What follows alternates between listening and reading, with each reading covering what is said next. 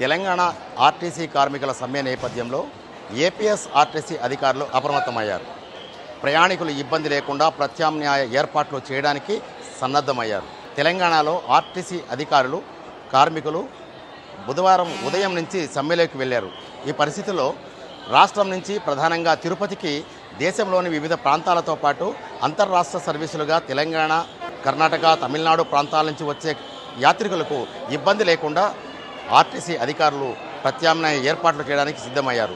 ప్రస్తుతానికి పరిస్థితి ఏమాత్రం కనిపించకున్నా ఇప్పుడు తిరుపతి ఆర్టీసీ బస్టాండ్లో అనేక మంది యాత్రికులు, సాధారణ ప్రయాణికులు బస్సుల కోసం పడిగాపులు పడుతున్నారు. ఇప్పుడు మనం ఒకసారి ఇక్కడ గమనిస్తే తెలంగాణ నుంచి వచ్చిన ఆర్టీసీ బస్సు తిరుపతికి చేరుకున్నది. రాష్ట్రం మొత్తం తెలంగాణలో బస్సులన్నీ డిపోలకే పరిమితమైతే అంతర్రాష్ట్ర సర్వీసులుగా వచ్చిన ఏపీలోకి కానీ లేక కర్ణాటక, తమిళనాడు ప్రాంతాల్లో ఉన్న తెలంగాణ బస్సులు తిరిగి స్వరాష్ట్రానికి బయలుదేరడానికి సిద్ధమయ్యాయి.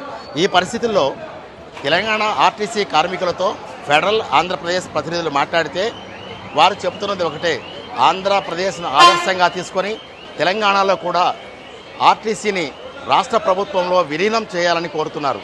అంతేకాకుండా 2022 నుంచి రావాల్సిన PRC 30% ఫిట్మెంట్ కూడా చెల్లించాలనే డిమాండ్లతో అక్కడ కార్మికులు సమ్మెలోకి వెళ్ళిన విషయం తెలిసిందే.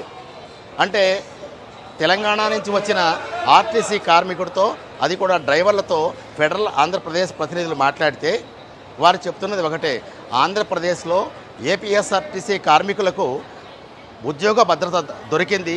ఆ పరిస్థితుల్లోనే మాకు కూడా తెలంగాణలో ఉద్యోగ భద్రత కల్పించే దిశగా ప్రభుత్వంలోకి టీఎస్ఆర్టీసీని విలీనం చేయాలనే డిమాండ్ వినిపిస్తున్నారు. కానీ ఏపీఎస్ఆర్టీసీ కార్మికులు ప్రధానంగా 2021 సంవత్సరం జనవరి 1వ తేదీన వైఎస్ఆర్సీపీ ప్రభుత్వంలో ఏపీఎస్ఆర్టీసీని రాష్ట్ర ప్రభుత్వంలోకి విలీనం చేసిన తర్వాత ఎన్ని హక్కులు కోల్పోయాము, ఎటువంటి ఆర్థిక నష్టాలు జరిగాయనే విషయాన్ని ఏపీఎస్ఆర్టీసీ కార్మికులు, అధికారులు చెబుతున్నారు.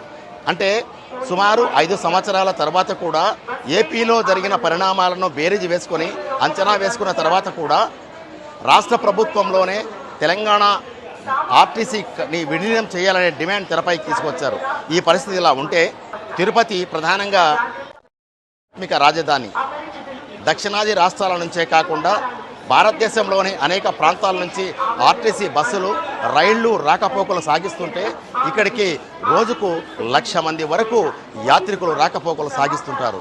ఈ పరిస్థితుల్లో తెలంగాణ ఆర్టీసీ కార్మికుల సమ్మె నేపథ్యంలో ప్రయాణికులకు ఎలాంటి ఇబ్బంది లేకుండా ప్రత్యేక సదుపాయాలు కల్పించినట్లు Tirupati regional traffic chief manager చెప్తున్నారు.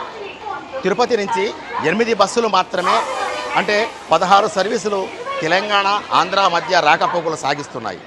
అదే పరిస్థితిలో నెల్లూరు జిల్లా రీజన్ నుంచి కూడా 8 బస్సులు రాకపోకలు సాగిస్తున్నాయి. ఇదిలా ఉంటే తెలంగాణ నుంచి 52 సర్వీసులు తిరుపతికి రావడానికి అవకాశం ఉన్న 37 సర్వీసులు మాత్రమే నడుపుతున్నట్లు ఇక్కడి తిరుపతి ఆర్టీసీ అధికారులు చెబుతున్నారు. తెలంగాణ ఆర్టీసీ కార్మికులు సమ్మె చేస్తుండడం మీ అందరికీ విదితమే. దీనిలో భాగంగా ఏపీఎస్ఆర్టీసీ వారు కూడా దీనికి అనుగుణంగా ప్రయాణికులకి తిరుపతి నుంచి హైదరాబాద్ వెళ్ళేటువంటి ప్రయాణికులకు ఎటువంటి ఇబ్బందికరమైనటువంటి సమస్యలు రాకుండా అన్ని ఏర్పాట్లు చేసుకోవడం జరుగుతున్నది. ప్రస్తుతము ఏపీఎస్ఆర్టీసీ వారు హైదరాబాద్కి 6 సర్వీసులు, తెలంగాణ వాళ్ళు 27 సర్వీసులు నడుపుతున్నారు. దీనికి అనుగుణంగా మేము ఎప్పటికప్పుడు రిజర్వేషన్స్ ఎలా అవుతున్నాయనేసి చూస్తూ గంటకు పర్యవేక్షిస్తూ దానికి అనుగుణంగా బస్సులని అదనంగా ఏర్పాటు చేయడం జరుగుతున్నది. ప్రస్తుతానికి ఉన్నటువంటి సీట్స్ 70% ఖాళీగా ఉన్నాయి. కానీ ఈవినింగ్ సమయంలో పెరిగే అవకాశం ఉంది కాబట్టి దానికి అనుగుణంగా కూడా వివిధ డిపోస్ నుంచి కూడా బస్సెస్ని పూల్ చేసుకొని రెడీగా వెంటనే స్పందించే విధంగా కూడా మా టీమ్స్ కూడా రెడీగా ఏర్పాటు చేయడం జరిగినది. దీంట్లో ప్రయాణికులకి అలానే ప్రభుత్వానికి ఎటువంటి చెడ్డపేరు రాకుండా మేము చర్యలు తీసుకుంటున్నాము. ఏపీ తెలంగాణగా విడిపోయిన తర్వాత ఆర్టీసీని కూడా 2 భాగాలుగా విభజించి అటు తెలంగాణ రాష్ట్ర ప్రభుత్వం, ఇటు ఆర్టీసీ ఏపీ, ఆంధ్రాలో నిర్వహిస్తున్నారు. అయితే ఈ సందర్భంలోనే అంతర్రాష్ట్ర సర్వీసులుగా ఏపీఎస్ఆర్టీసీ, టీఎస్ఆర్టీసీ నిర్వహించడానికి కొన్ని ప్రాథమిక సూత్రాలు, పద్ధతులు నిర్ణయించారు. అంటే ఆంధ్రప్రదేశ్లో తెలంగాణ సర్వీసు బస్సులు ఎన్ని కిలోమీటర్లు తిరిగితే తెలంగాణలో కూడా ఏపీఎస్ఆర్టీసీ బస్సులు అదే సంఖ్యలో తిరగాల్సిన విధంగా కిలోమీటర్ల రేషియోను అలాగే సరిహద్దు ప్రాంతాల్లోని రేషియోను తీసుకొని సరిహద్దులు నిర్ణయించినట్లు Tirupati regional traffic chief manager Vishwanath చెబుతున్నారు. ఒక స్టేట్లో ఎన్ని కిలోమీటర్లు తిరగాలి అనేది ఒకటి సేమ్ కిలోమీటర్స్ తిరగాలన్నమాట. ఈ స్టేట్లో అయినా ఆ స్టేట్లో అయినా సేమ్ కిలోమీటర్స్ తిరగాలన్నమాట. దాన్ని బట్టే మనకు నెంబర్ ఆఫ్ బస్సెస్ అనేది డిసైడ్ అవుతున్నాం. అంటే బార్డరు ఇప్పుడు కర్నూలు తెలంగాణ దగ్గర ఉంటుంది కాబట్టి అక్కడ కిలోమీటర్స్ వాళ్ళ స్టేట్లో తక్కువ, మనకి స్టేట్లో ఎక్కువ వస్తుంది. మనకేమవుతుందంటే కర్నూలు నుంచి వాళ్ళకి తక్కువ అవుతుంది, మనకు ఎక్కువ అవుతుంది మన స్టేట్లో వచ్చేది.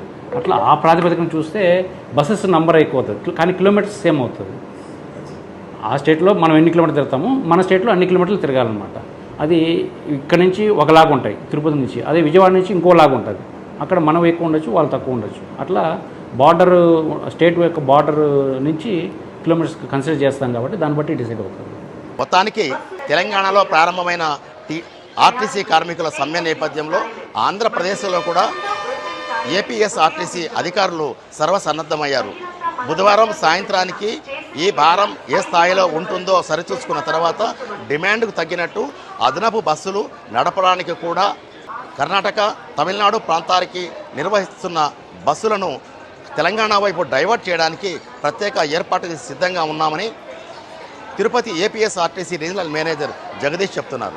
మనకు ఇక్కడ కాళహస్త్రి, నెక్స్ట్ తిరుపతి 4 డిపోలు, ఇక్కడ 3 డిపోలు ఉన్నాయి. కాళహస్త్రి, పుత్తూరు నుంచి కూడా మనం ఏంటంటే అదనంగా మనకు ప్రయాణికుల తాకిడి పెరిగితే అక్కడ నుంచి కూడా బస్సెస్ తెప్పించుకొని అదనపు సర్వీసులు నార్మల్ ఛార్జెస్తోనే మేము నడపడానికి ప్రణాళికలు సిద్ధం చేస్తాం. ఇది తెలంగాణ ఆర్టీసీ కార్మికుల సమ్మె నేపథ్యంలో ఆంధ్రప్రదేశ్లో ఇటు తిరుపతి ప్రధానంగా రాష్ట్రానికి అంటే అంతర్రాష్ట్ర సర్వీసులకు కేంద్రంగా ఉన్నటువంటి కర్నూలు, నెల్లూరు, విజయవాడ ఈ ప్రాంతాల్లో ఏపీఎస్ఆర్టీసీ అధికారులు చేసిన ప్రత్యామ్నాయ ఏర్పాట్లు. తెలంగాణ ఆర్టీసీ కార్మికుల సమ్మె నేపథ్యంలో ప్రైవేటు బస్సుల టికెట్లకు రెక్కలు వచ్చాయి. సాధారణ రోజుల కంటే అధికంగా ఛార్జీలు వసూలు చేయడానికి సమాయత్తమయ్యారు. దీంతో ఆర్టీసీ బస్సులో సదుపాయం తక్కువగా ఉన్న నేపథ్యంలో టికెట్ల ధరను అమాంతంగా పెంచారు.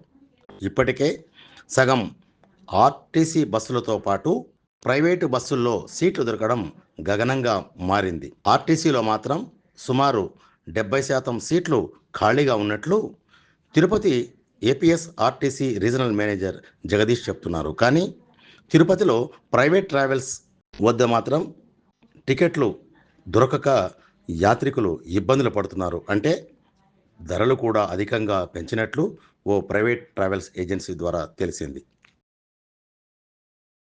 వీడియో జర్నలిస్ట్ దినేష్ కునికలతో SSV Bhaskar Rao, federal correspondent, Tirupati Srihari bus stand నుంచి.